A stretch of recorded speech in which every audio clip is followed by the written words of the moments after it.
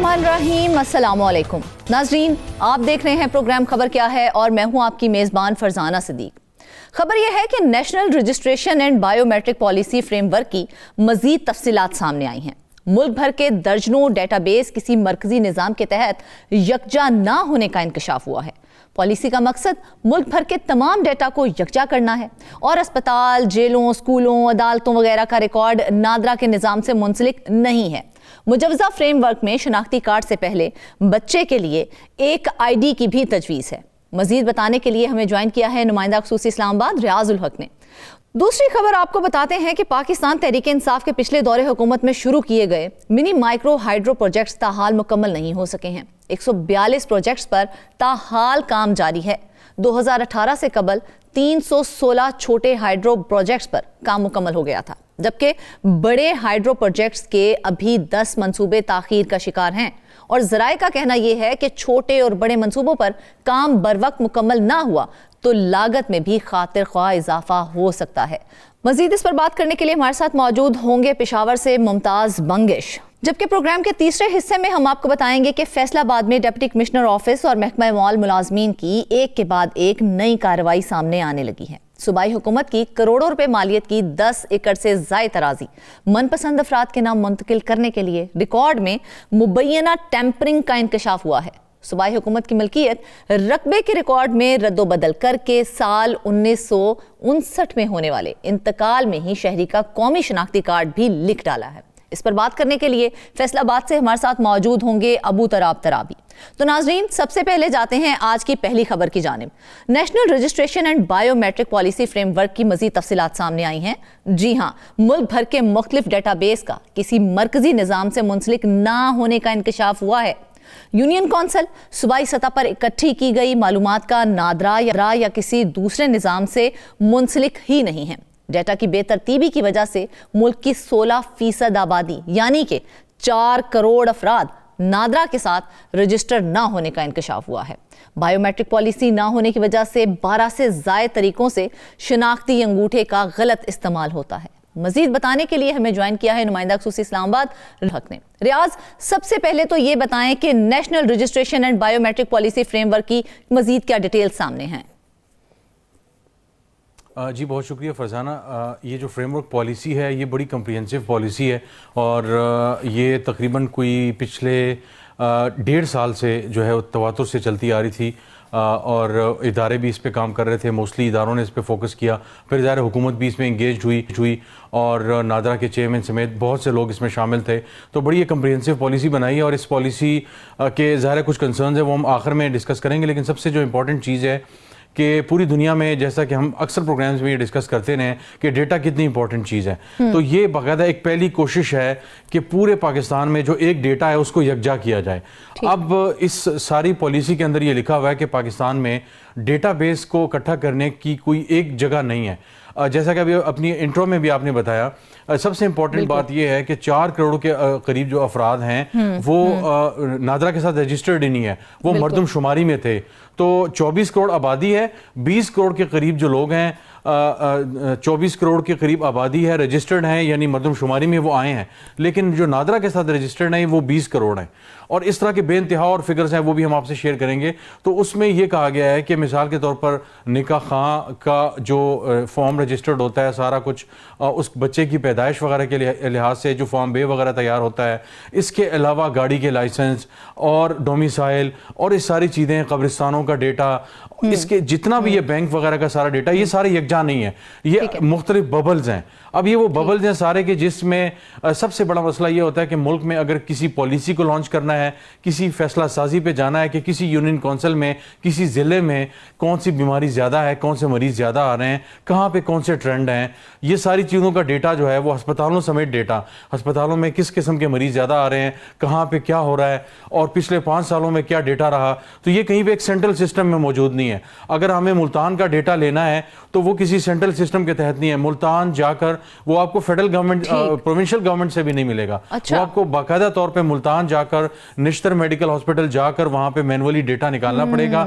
और वो भी एक बड़ा फ्रैक्चर्ड किस्म का डेटा होता है।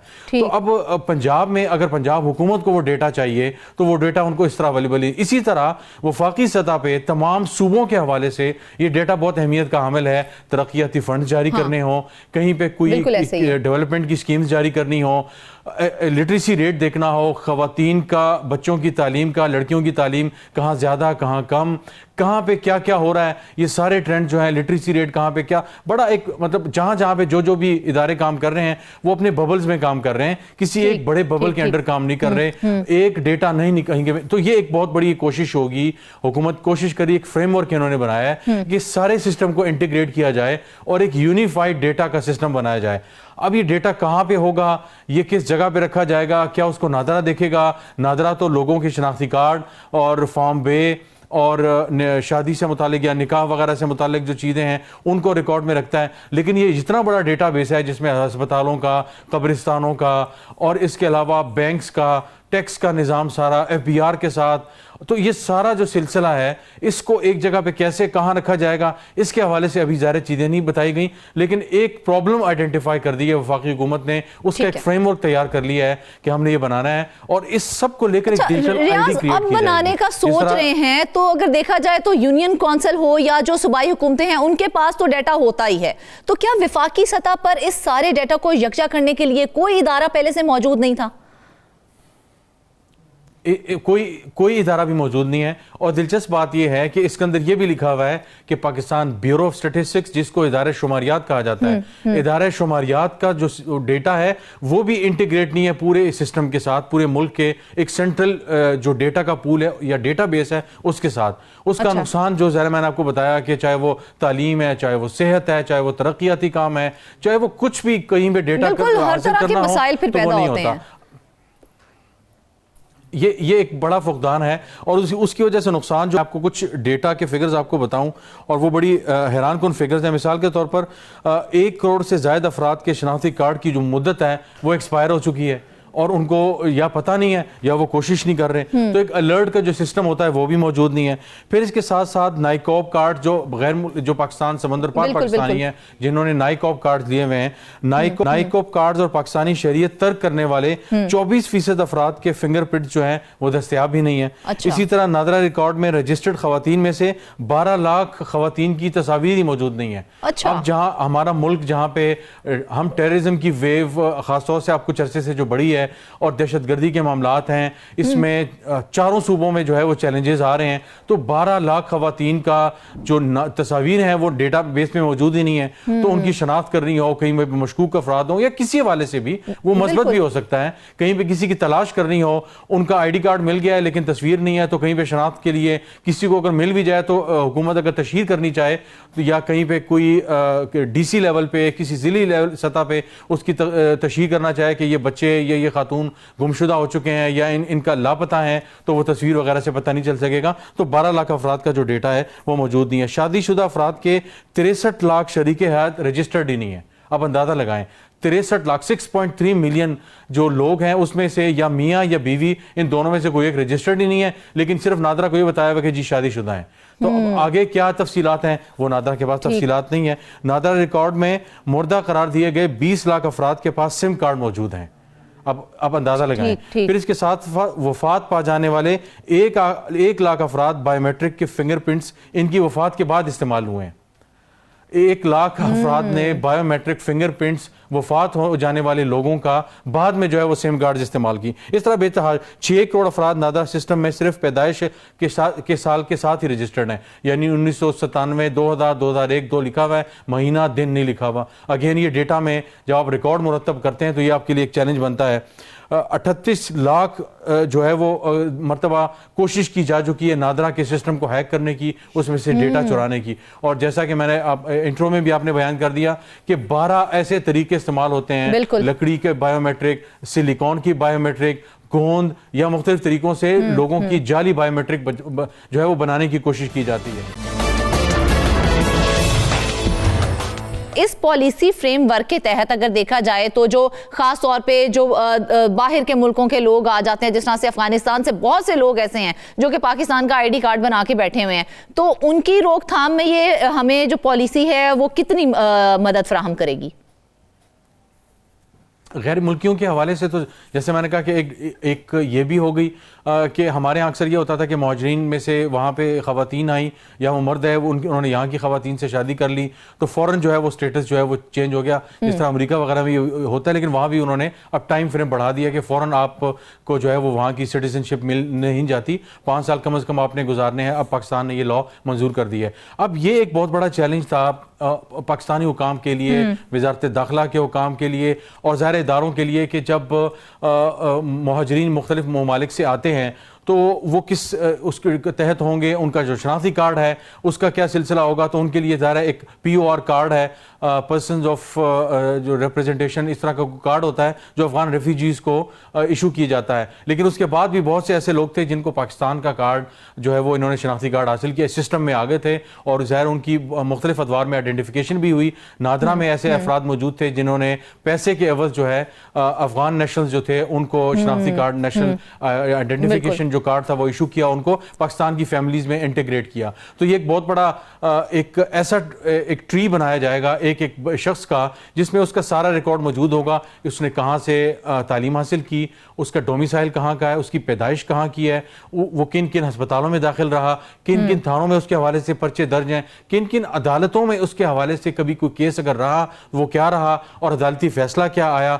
इसके साथ साथ बैनुल अक़वामी जो उसने ट्रैवलिंग की हुई है वो क्या क्या है। तो पासपोर्ट का जो डेटा है वो अगेन नादरा के पास उस तरह मौजूद नहीं है, वो DG इमिग्रेशन एंड पासपोर्ट उसको देखते हैं। तो ये सारा के सारा जब इंटीग्रेट हो जाएगा तो ये सारे जब फनल्स बन जाएंगे तो उसके बाद जो इस तरह के गैर मुल्की लोग इसमें आते हैं या वो लोग जो पैसे देकर ID कार्ड बनवा लेते हैं पाकिस्तान की फैमिली ट्री में आ जाते हैं, वो सारे के सारे फिल्टर आउट हो जाएंगे। और इसका एक बहुत बड़ा फायदा ये भी होगा कि वो तमाम गैर मुल्की जो मुख्तलिफ पाकिस्तान में वाक़यात में टारगेट किलिंग में इन्वॉल्व रहे और फिर पाकिस्तान से फरार भी हो गए, तो वो लोग जिन्होंने पाकिस्तान के जाली शनाख्ती कार्ड भी बनवाए, और हमने देखा बलूचिस्तान में कुछ वाक़यात कुछ अर्सा पहले हुए थे जिन्होंने तालिबान वगैरह थे जिन्होंने पाकिस्तान का शनाख्ती कार्ड वगैरह भी बनाया हुआ था, बाद में इधर उसकी कैंसिलेशन वगैरह भी हुई।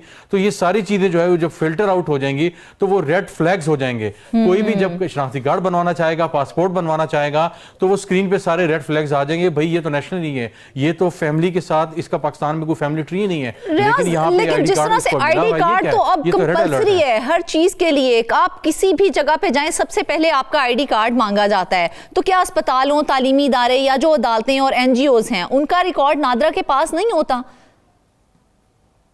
उनका रिकॉर्ड नादरा के पास तो नहीं होता, नादरा तो सिर्फ पाकिस्तान के शहरियों के हवाले से करता है।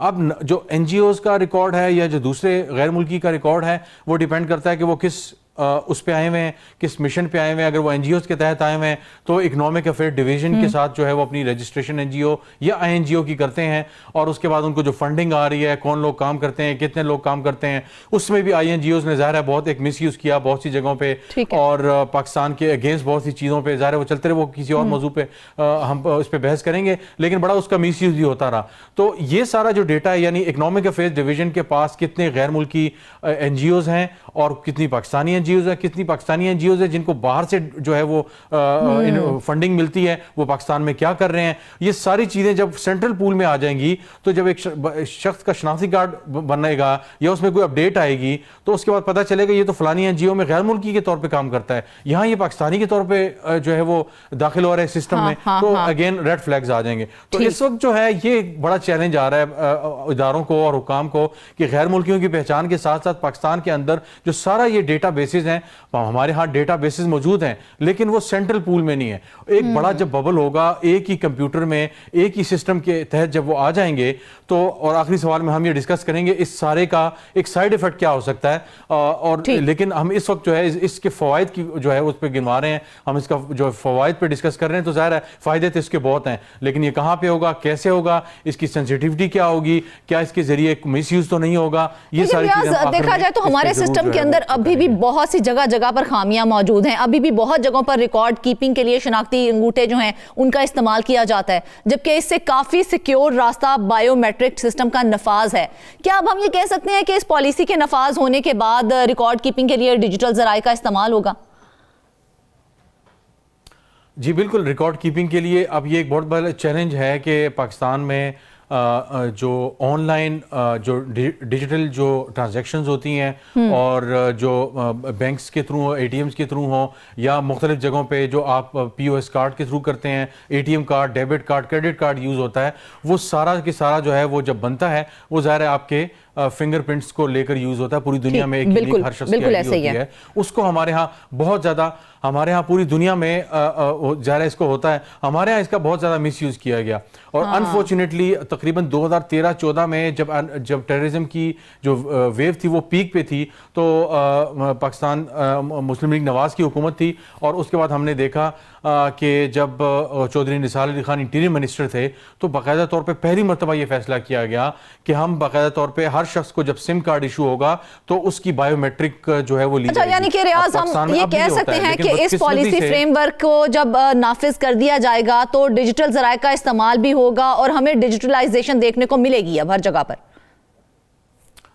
इसमें कोई शक नहीं है कि न सिर्फ डिजिटलाइजेशन बढ़ेगी, मुल्क में ट्रांसपेरेंसी आएगी और डेटा का बेहतरीन इस्तेमाल होगा, और इसी तरह जो डिजिटल ट्रांजैक्शंस हैं और डिजिटल जो फाइनेंशियल ट्रांसपेरेंसी है वो भी बेहतर हो जाएगी, फाइनेंशियल प्रॉस्पेरिटी की तरफ भी जाएगी। एफबीआर जो अरसे से चीखता रहता था कि जी चीज़ें वो हमारे साथ नहीं आ रही और वो कैश पे ट्रांजैक्शंस हो रही हैं, सारा कुछ हो रहा है, तो जब ये बायोमेट्रिक चीज़ों को फ्रेमवर्क को इंप्लीमेंट कर दिया जाएगा और चीज़ें जब डिजिटलाइज हो जाएंगी, पूरी दुनिया अब डिजिटल ट्रांसफर वगैरह पे जा रही है, तो ये इन सारी चीजों का ज़ाहिर है बहुत बड़ा फायदा होगा। लास्ट में जाने से पहले मैं सिर्फ बताता चलूं कि सिर्फ सबसे इंपॉर्टेंट बात यह है कि ये सारा जो डेटा है ये हुकूमत पाकिस्तान जब इसको लेगी, नीयत उनकी बज़ाहिर अच्छी लग रही है, लेकिन हमेशा राय एफबीआर का भी था कि टैक्स का डेटा उनके पास आता है तो अक्सर वो लीक हो जाता है, कितने सियासतदानों ने इतने सालों में कितना टैक्स दिया, वो एक बहुत बड़ा चैलेंज बन जाता है। तो ये देखना होगा कि क्या इस डेटा को जब प्रोटेक्ट किया जाएगा तो क्या इसको इस तरह प्रोटेक्ट किया जाएगा कि ये किसी को ब्लैकमेल करने के लिए यूज नहीं होगा,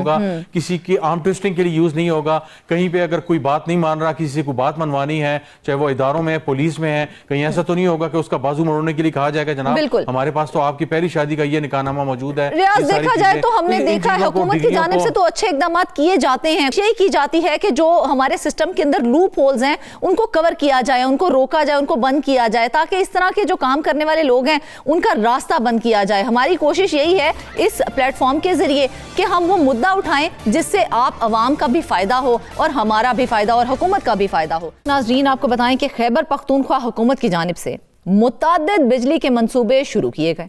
10 साल कबल माइक्रो हाइड्रो पावर बनाने के जो वादे किए गए थे उस पर कई लोगों ने उंगलियां उठाई थी, लेकिन 2015 में जो 300 छोटे माइक्रो हाइड्रो पावर बनाने के मंसूबे थे उस पर काम मुकम्मल हो गया है और उससे बिजली भी पैदा हो रही है। लेकिन इसके बाद पीटीआई की दूसरी हुकूमत में हाइड्रो पावर के जितने माइक्रो मंसूबे शुरू हुए उस पर काम मुकम्मल ही नहीं हो सका। इसी तरह कुछ बड़े हाइड्रो पावर्स भी हैं जिस पर डेडलाइन गुजरने के बावजूद काम मुकम्मल नहीं हो सका। स्टोरी की तफसीलात क्या हैं, इस बारे में बताने के लिए हमारे साथ मौजूद हैं पेशावर के ब्यूरो चीफ मुमताज बंगिश। जी तो बंगिश साहब, ये बताइएगा कि माजी में भी जब पीटीआई हुकूमत ने 300 छोटे डैम बनाने का ऐलान किया था तो उस वक्त भी मजाक उड़ाया गया था, तो किस हद तक उस वक्त कामयाबी मिली थी?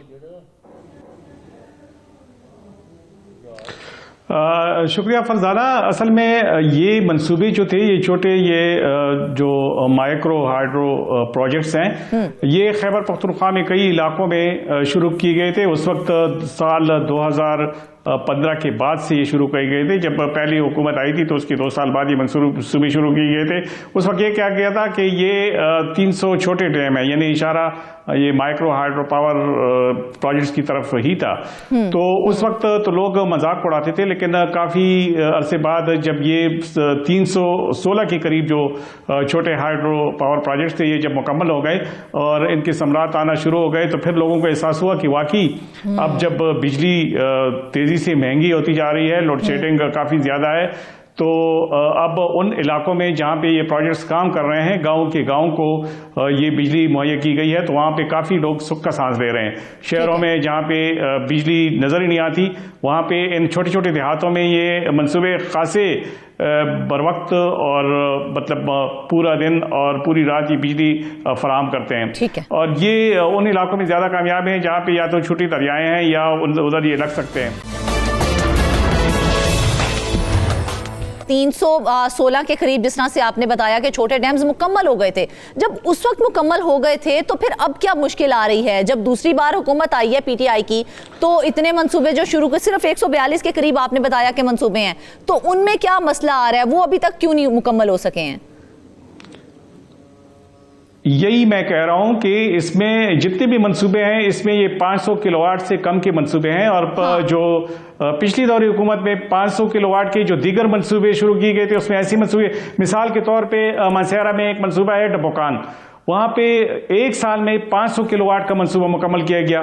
मानसेरा ही में बेलामनोर का एक मंसूबा है, वो 2 साल के अरसे में मुकम्मल हो गया था। ठीक है। इसी तरह बहुत सारे मंसूबे हैं। बहरैन में 500 किलोवाट का मंसूबा है, वो 2 साल में मुकम्मल हो गया था।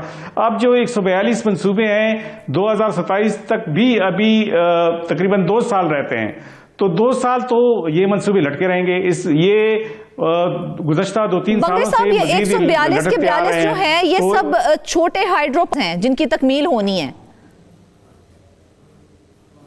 जी बिल्कुल, इसमें 500 किलोवाट से कम मतलब कैपेसिटी के मंसूबे हैं, और ये जो है ये अमूमन छोटे छोटे देहातों को के लिए बनाए जाते हैं। वहाँ पे जो बिजली के मसाइल हैं, अगर एक गांव में 500 किलोवाट का एक मंसूबा लग जाए तो उसके लिए काफ़ी होता है। तो ये वो मंसूबे हैं। और ये जो छोटे हाइड्रो पावर्स होते हैं, इनकी तकमील पर अमूमन कितना वक्त लगता है? इनको कितना वक्त दरकार होता है? ये तो कम से कम तो इनके लिए ये 1 साल भी हो जाते हैं। बाज ऐसे मंसूबे हैं कि जो जब 2015 में शुरू किए गए थे तो अगले 2016 में भी वो मुकम्मल हो गए थे। मतलब चंद महीनों में, इवन 11 महीनों में भी ये मंसूबे मुकम्मल हो चुके हैं।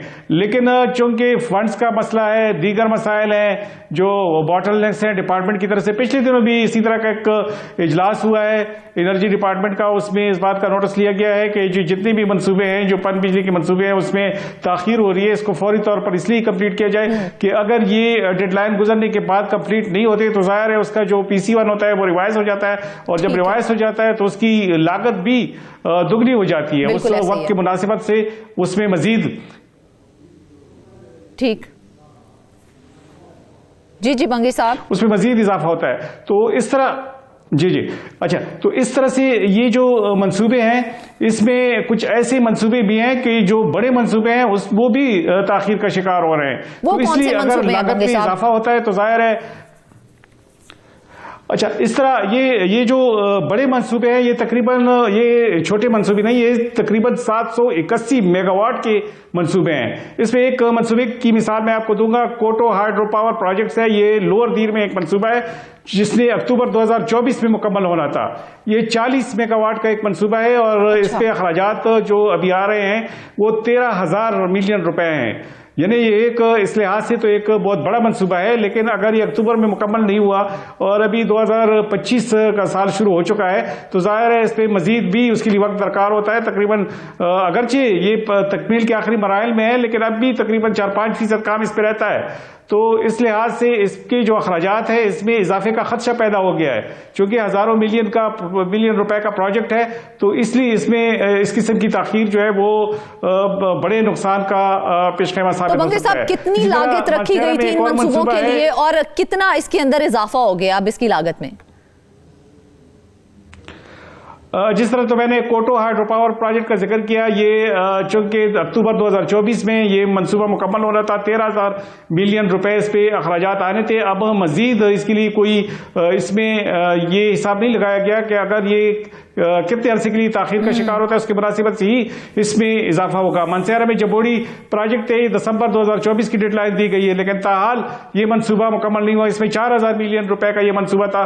10 मेगावाट बिजली इससे फराहम होगी पूरे इलाके इलाके को। इस तरह शांगला में भी बड़ा मनसूबा है, 11.8 मेगावाट का ये मनसूबा है, करोड़ा के मुकाम पर दिसंबर 2024 में मुकम्मल होना था, लेकिन जनवरी आने के बावजूद भी ये मनसूबा मुकम्मल नहीं हो सका है। इसमें 6,000 बिलियन रुपए जो है इसकी लागत लगाई गई थी, लेकिन अगर ये ताखीर का शिकार हो तो इसमें मजीद जो है कई हजार इसमें ऐड हो सकते हैं। तो इसलिए जो गुज़श्ता दिनों जो एक इजलास हुआ है उसमें इस बात का नोटिस लिया गया है कि अगर ये फौरी तौर पर कंप्लीट ना हो तो इसकी लागत में इजाफा होगा। तो इसलिए फौरी तौर पर अगर इसको कंप्लीट किया जाए तो कम से कम जो तखमीना लगाया गया था उसी के अंदर ये मनसूबे मुकम्मल होंगे। अगर ये मनसूबे मुकम्मल हो गए, जिन 10 मनसूबों का मैं जिक्र कर रहा हूं, तो कोई 781 मेगावाट बिजली जो है ये हमारे केपी में ये शामिल हो जाएगी और ये लोगों को सस्ते दामों में असर आएगी।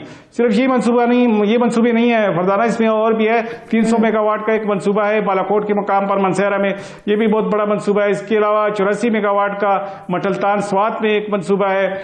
6.95 मेगावाट का एक मनसूबा है, वो भी मुजाहिदीन के इलाके में। और इसके अलावा चपरी में 13.5 मेगावाट का एक मनसूबा है। 69 मेगावाट का लावी मनसूबा है, वो भी नामुकम्मल है। और कालाम में भी 88 अच्छा बंगी साहब ये बताइएगा कि जब ये मुकम्मल हुए थे तो तब भी पीटीआई की हुकूमत थी और आज भी पीटीआई की हुकूमत है, तो फिर आज ताखीर की क्या वजह सामने आ रही है?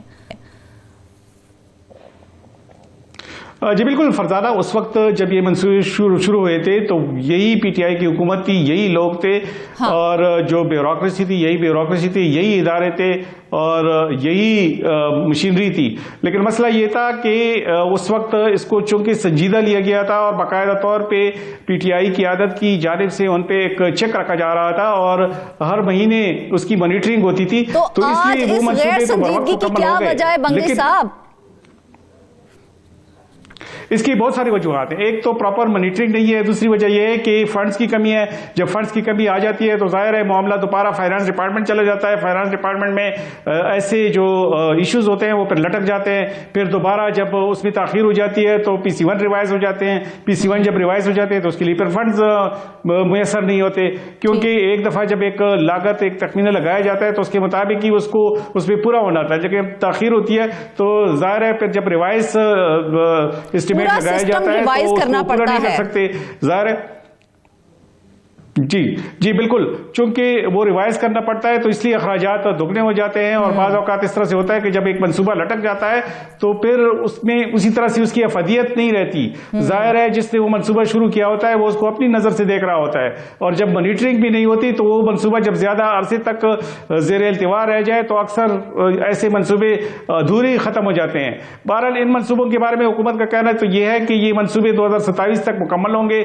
जो 142 छोटे हाइड्रो पावर प्रोजेक्ट्स है वो भी मुकम्मल हो जाएंगे। और जिन बड़े मंसूबों का मैंने जिक्र किया है 781 मेगावाट, उनका हुकाम का कहना यह है कि चूंकि अभी जो है उसमें चंद एक महीने ही ओवर हो चुके हैं डेडलाइन में, तो इनकी कोशिश है कि साल 2024 में ये सारे जितनी भी 781 मेगावाट के जो 10 बड़े मंसूबे हैं इसको फौरी तौर पर मुकम्मल किया जाएगा। अब देखना यह है कि अगर ये मुकम्मल हो गए तो फिर तो इजाफी लागत उसमें नहीं आएगी, लेकिन अगर मजीद तो 2024 अब गुजर चुका।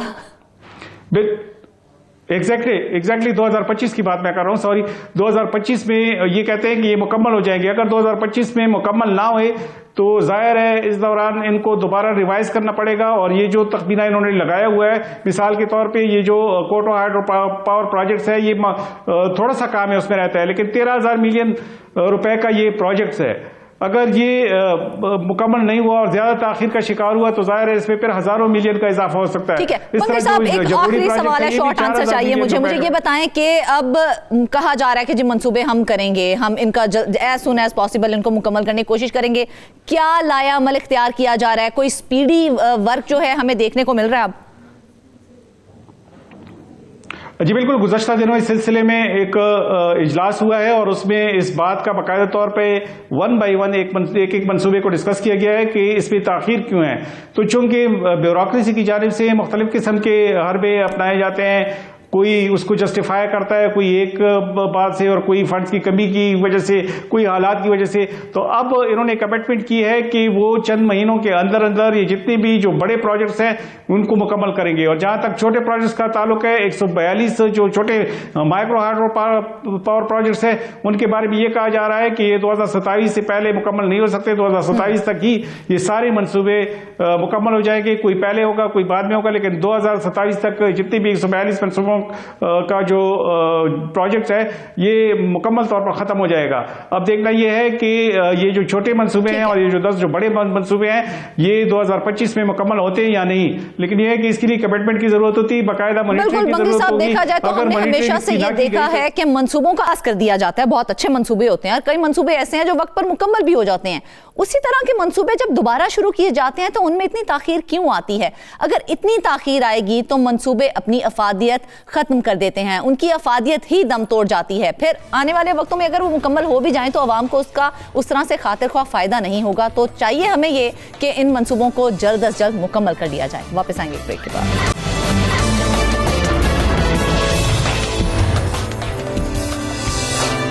Welcome back. खबर यह है जी कि फैसलाबाद में सरकारी और प्राइवेट अराजी की बोगस मुंतकली का सिलसिला नहीं रुक सका है। आए रोज प्रॉपर्टी फ्रॉड के नए नए स्कैंडल सामने आ रहे हैं। रेवेन्यू मुलाजमीन और कब्जा माफिया ने सूबाई हुकूमत की करोड़ों रुपए मालियत की 86 कनाल से जायद अराजी को किस तरह से निशाने पर रखा है, ये जान लेते हैं अपने रिपोर्टर अबू तराबी से। जी तुराब, सबसे पहले तो बताएं कि ये सारा माजरा है क्या? देखिए मिस फरजाना, ये कोई एक कनाल या 2 कनाल का मामला नहीं है, बल्कि 86 कनाल सरकारी अराजी थी जो कि 1959 में एक शहरी के नाम मुंतकिल की गई थी और उसमें भी जो है वो रिकॉर्ड में टेम्परिंग की गई। हमारे पास जो दस्तावेज़ात हैं वो ये बता रही हैं कि महकमा जो माल के मुलाजमीन हैं और डिप्टी कमिश्नर ऑफिस के मुलाजमीन, इन्होंने जो है वो बाहमी तौर पर गठजोड़ करके कब्ज़ा माफिया के साथ इस तरह का जो है वो सरकारी जो रूल्स हैं उनके साथ खिलवाड़ किया है कि सरकारी अराजी को प्राइवेट अफराद के जो है वो नाम मुंतकिल किया गया। और सिर्फ वहाँ पर भी बस नहीं की गई, बल्कि उस रिकॉर्ड में इतनी टेम्परिंग की गई कि जो करोड़ों रुपए मालियत की 86 कनाल अराजी थी वो 2 अफराद के नाम मुंतकिल कर दी गई। देखें, ये कोई पहला केस नहीं है कि रेवेन्यू जो मुलाजमीन हैं वो फ्रॉड कर रहे हैं और उसमें जो है वो सरकारी अराजी निशाने पे आ रही है, बल्कि हम 4 माह में मुसलसल 6 ऐसे स्कैंडल रिपोर्ट कर चुके हैं कि प्राइवेट अराजी और सरकारी अराजी जो है वो कब्ज़ा माफिया के निशाने पे है। और इनके पीछे जो गठजोड़ है वो डिप्टी कमिश्नर ऑफिस और एडिशनल डिप्टी कमिश्नर रेवेन्यू और असिस्टेंट कमिश्नर दफातर के मुलाजमीन का है, जो अरसा दराज से अहम सीटों पर बराजमान हैं, कॉलोनी ब्रांचेज़ हैं, दूसरी ब्रांचेस में बैठे हैं और वो ना सिर्फ वहाँ पे जो है वो प्रोटोकॉल इंजॉय कर रहे हैं, ना सिर्फ वहाँ पे कब्ज़ा माफिया को फ़ायदा पहुँचा रहे हैं, बल्कि सरकारी जो अराजी है उसका भी जो है वो खुलम खुला उसके कागजात के साथ खिलवाड़ किया जा रहा है। इस माजरे ने तो मेरे ख्याल से डिप्टी कमिश्नर ऑफिस के जो अफसरान हैं, जो ज़िम्मेदार हैं, उनकी जो शफाफियत है, उनकी मॉनिटरिंग है, उसका पोल खोल दिया है। क्योंकि देखें, ये जो जिस इलाके में ये अराजी मौजूद है, करोड़ों रुपए मालियत की अराजी बनती है और 86 कनाल से ज़ायद का ये रकबा है जो कि 1959 में जो इंतकाल किया गया था। और उसमें बाद में हमारे जो ज़राए हैं वो बता रहे हैं कि रिकॉर्ड में टेम्परिंग की गई। हमारे पास जो दस्तावेज़ात हैं उन पेजेस पे बाकायदा तौर पर देखा जा सकता है कि टेम्परिंग की हुई है और जो 2 अफराद हैं उनका नाम जो है उसमें शामिल किया गया है। और ये अराजी उनको तमाम तर जो फ़वायद हैं वो उनको माली तौर पर फ़ायदा पहुँचाने के लिए रिकॉर्ड टेम्परिंग की गई। और इसके साथ साथ देखिए, फैसलाबाद जो है ये अराजी हथियाने के हवाले से ये सर फहरिस्त इज़ला में इसको आप कह सकते हैं, क्योंकि इसमें ना तो सरकारी अराजी जो है वो महफूज है, ना प्राइवेट अराजी महफूज है, ना ओवरसीज़ पाकिस्तानी जो बेचारे दयारे गैर में अपने अहले खाना के लिए, अपने बच्चों के लिए जो है वो रोज़ी रोटी कमाने जाते हैं, उनकी अराजी भी हथिया ली जाती है। जब वो वहाँ से पाकिस्तान में आते हैं, अपने रिकॉर्ड देखते हैं रेवेन्यू दफातर में जाकर, तो उनके होश जो है वो उड़ जाते हैं। उनको समझ ही नहीं आती कि वो जाएँ तो कहाँ जाएँ, कि वो अराजी जो है वो कई साल पहले रिकॉर्ड में फ़रोख्त हो चुकी होती है और वो फिर किसी और के नाम चली जाती है। फिर वहाँ से सिर्फ मामला यहाँ पे भी नहीं रुकता। देखें, ये सरकारी जो अराजी थी इसके साथ खिलवाड़ जो है वो वक्तन फ़वक्तन किया जाता रहा है। ये जो कब्ज़ा माफिया होता है, रेवेन्यू मुलाजमीन होते हैं, ये बड़े मुनज़्ज़म खेल के साथ चलते हैं। एक जो है शख्स के नाम अराजी की, फिर उसने आगे किसी को फ़रोख्त कर दी, फिर उसे आगे थर्ड पार्टी को फ़रोख्त की जाती है, ताकि ये अगर केस अदालतों में भी जाए, चैलेंज भी हो बोर्ड ऑफ रेवेन्यू में, तो मामला जो है वो सिर्फ कागजात की हद तक और फाइलों की और केसों की हद तक ही महदूद रहे और जो जिम्मेदार हैं उन तक ना पहुंचा जाए। ये इस तरीके से मुनज़्ज़म खेल अच्छा अबू तराब, एक और बड़ी मजे की चीज जो है वो इस केस में सामने आई है, वो ये कि रेवेन्यू मुलाजमीन ने 1959 में ही कौमी शनाख्ती कार्ड नंबर मुतारिफ करवा दिया था। तो हमारा सिस्टम इतना तेज कब से होना शुरू हो गया है? क्या इतनी तेज सर्विस है हमारे सूबे में रेवेन्यू डिपार्टमेंट की? मिस फरजाना, मसला यही है कि मैं तो खुद जब मेरे पास ये दस्तावेज़ात आई तो मैं खुद हैरान हो गया कि हमारा रेवेन्यू डिपार्टमेंट इतनी जो है वो तरक्की कर गया है कि 14 साल पहले उन्होंने कौमी शनाख्ती कार्ड नंबर जो है वो मुतारिफ करवा दिया। और देखें कि 14 साल 1973 में पहला जो शनाख्ती कार्ड था वो जारी हुआ था और 1973 में बाकायदा तौर पर मैनुअल शनाख्ती कार्ड का इजरा शुरू हुआ था। लेकिन यहाँ पे देखें कि मैनुअल भी नहीं बल्कि कंप्यूटराइज शनाख्ती कार्ड नंबर हमारे जो रेवेन्यू डिपार्टमेंट के अफसरान हैं उन्होंने 1959 में ही मुतारिफ करवा दिया है। तो इससे आप अंदाज़ा लगा सकते हैं कि हमारे रेवेन्यू डिपार्टमेंट की सर्विस कितनी तेज़ है। लेकिन ये सिर्फ उन लोगों के लिए है जो पैसा खिलाते हैं, जो सरकारी अराजी पर कब्जा करना चाहते हैं और उसमें सरकारी मुलाजिमीन का बाकायदा हिस्सा रखना चाहते हैं। बिल्कुल अबू तराब, जिस तरह से आप बता रहे हैं तो ये और चीज़ जो है उसको भी वाज़ेह कर दें कि जिन अफराद के नाम सरकारी रकबा मुंतकिल किया गया है उनकी कोई मालूमात हैं आपके पास कि आया उन्हें सियासी वाबस्तगी का फ़ायदा हुआ है या फिर सरकारी मुलाजमीन ने खुद नवाज़शात की हैं उन पर? जी बिल्कुल, देखें उनकी हमें हमारे जो ज़राए हैं वो डिप्टी कमिश्नर ऑफिस के वो यही बता रहे हैं कि उनकी कोई सियासी वाबस्तगी तो नहीं है। अलबत्ता उनके ऊपर डिप्टी कमिश्नर ऑफिस के जो मुलाजमीन थे मुख्तलिफ ब्रांचेज़ के और जो रेवेन्यू अमला था उन्होंने ज़रूर नवाज़शात की हैं और ये इनफरादी तौर पर फ़ायदे पहुँचाने के लिए किया गया। इसमें कोई सियासी वाबस्तगी ज़ाहिर नहीं हुई बल्कि जो सरकारी मुलाजमीन की नवाज़शात हैं वो मामला इसमें पाया गया है। क्योंकि देखें कि जो सरकारी मुलाजमीन है, मैंने आपको जैसा कि पहले भी बताया कि ये आलाकार जो है वो ये जिन लोगों के नाम प्रॉपर्टी ट्रांसफ़र की जाती है मिस फरजाना, ये लोग उन लोगों के सरकारी मुलाजमीन के आलाकार होते हैं। क्योंकि सरकारी मुलाजमीन की ये कोशिश होती है कि डिमी नाम जो है उनके लोगों के नाम जो है वो ट्रांसफ़र की जाए प्रॉपर्टी, उससे आगे फिर एक और फ़र्द के जो है वो ट्रांसफ़र की जाती है और थर्ड पार्टी पे जाके सरकारी मुलाजमीन बाकायदा तौर पर फिर खुलकर सामने आते हैं। तो ये केस है, इसमें यही है कि जो 10 एकड़ से ज़ायद करोड़ों रुपए मलियत का जो सरकारी रकबा था वो जिन लोगों के नाम हुआ है उन पर इंतज़ामी जो दफातर के मुलाजमीन थे, अफसरान थे, उनकी नवाज़शात हैं और उन्होंने जो है वो सरकारी ख़जाने को दोनों हाथों से लूटने की कोशिश की है। इन 2 अफराद के नाम जो है वो प्रॉपर्टी जो है वो ट्रांसफ़र की गई और एक शख्स का तो इतनी देखें जल्दबाजी कि एक शख्स का तो शनाख्ती कार्ड नंबर ही पहले लिख दिया गया। तो मेरे ख्याल से क्या इतनी फुर्तियाँ दिखाने की ज़रूरत है? दो नंबरी में देखें, यही तो इन लोगों की जो है जल्दबाजी और उस्तादियां और कारीगरी जिसकी वजह से ये लोग सरकारी जो हमारी कौम को अंडर एस्टिमेट कर रहे हैं। बहुत तेजियां आती हैं इनको, जब जहाँ पे 2 नंबरी लगानी हो ना तो सबसे ज्यादा तेजियां इन लोगों को आती हैं। बिल्कुल मिस फरजाना, इस्टीमेट तो हम अंडर इस्टीमेट तो इनको तब करें ना कि जब हम इनकी कारीगरी को जो है वो हम उसका एतराफ़ ना कर रहे हों। देखिए मैं तो इनकी कारीगरी का बड़ा मोतरफ़ हूँ, मुझे रेवेन्यू बीट करते हुए बड़ा अरसा हो गया है। तो यकीन करें कि पंजाब हुकूमत जो है वो मुख्तलिफ कंप्यूटराइज और ऑनलाइन सिस्टम लेके आती है और ये ऐसे उस्ताद हैं कि ये ऑनलाइन सिस्टम को कंप्यूटर को ही फेल कर देते हैं। तो आप बड़े मुनज़्ज़म तरीके से यानी कि ये खेल खेला जाता है। लोग बिल्कुल ऐसे मुनज़्ज़म तरीके से देखें कि ऑनलाइन सिस्टम को ही फेल कर देते हैं ना ये लोग। जब आप एक ई-रजिस्ट्रेशन निज़ाम लेके आए ना, मुझे समझ ही नहीं आ रही कि रेवेन्यू फ्रॉड आखिर किस तरह से कर लेते हैं, फिर ये लोग किस तरह से किया जाता है? थोड़ा सा हमें भी प्रोसेस बता दें।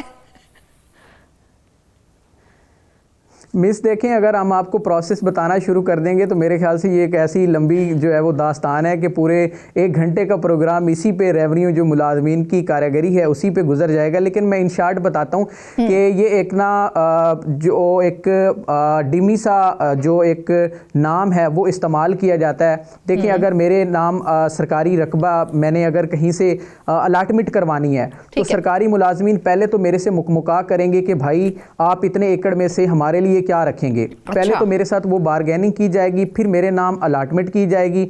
अलाटमेंट के बाद जो है अल्लाह आपका भला करे कि उसके बाद प्रॉपरली जो है मेरे से अलाटमेंट करवा के मेरा जो रकबा है वो आगे फिर किसी पार्टी को ट्रांसफ़र किया जाएगा। इसमें देखें, जब ये प्राइवेट जो अराजी होती है उसका फ्रॉड करते हैं तो उसमें ये बाकायदा तौर पर जमाबंदी, फ़र्द और उसके बाद गिरदावरी, जाली गिरदावरी जो है वो तैयार की जाती है सरकारी कागजात में। मसलन कोई ओवरसीज़ पाकिस्तानी है, अब वो तो आके 6 माह बाद 1 साल बाद गिरदावरी करवाने से रहा और लोगों को इतनी इस रेवेन्यू कवानीन के बारे में जो है वो अवेयरनेस भी नहीं है। तो मिस फरजाना मेरे नाम की जो जाली गिरदावरी है वो तैयार की जाएगी। जाली गिरदावरी तैयार करते करते करते उसको एक थोड़ा सा एक मखसूस अरसे तक चलाएंगे। उसके बाद वो जाली गिरदावरी वाला जो है वो डॉक्यूमेंट्स उठाएंगे और तहसीलदार आप देखा जाए तो ये बोगस मुंतकियों का जो सिलसिला है वो आज का ये बहुत पुराना है। आखिर हम कब इस पर काबू पाएंगे? कब हमारा रेवेन्यू डिपार्टमेंट जो है वो इतना मजबूत होगा कि उन लोगों पर हाथ डाल सके जो लोगों की मेहनत से कमाई हुई अराजी पर कब्जा कर लेते हैं? नाज़रीन, इस बारे में हुकूमत को सोच समझ के एक बेहतरीन लायामल इख्तियार करना चाहिए ताकि उन लोगों में दोबारा इतनी जुर्रत ना हो कि वो ऐसी हरकत कर सकें। आज के प्रोग्राम से बस इतना ही। सब मेहमानों का शुक्रिया। अपनी ढेर सारी दुआओं में हमें याद रखिएगा। इजाजत दीजिए। अल्लाह हाफ़िज़।